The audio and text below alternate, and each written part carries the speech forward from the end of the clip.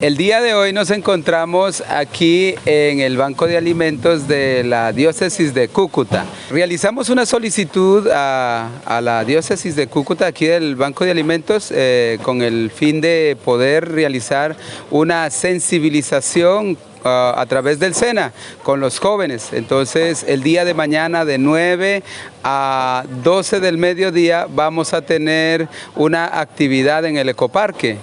Por supuesto, a esa dicha solicitud nos respondieron con esto. Hemos recibido digamos 36 gaseosas y por supuesto tenemos galletas como forma de refrigerio que nos han aportado el Banco de Alimentos.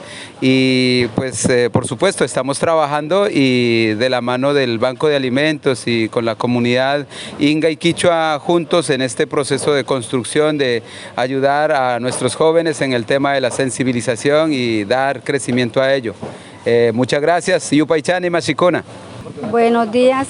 En el día de hoy hemos estado aquí en el Banco de Alimentos de la Diócesis de Cúcuta porque solicitamos una ayuda para los refrigerios que tenemos mañana unos talleres con los niños jóvenes para la sensibilización de la educación y poder darle ánimos para que ellos sigan estudiando.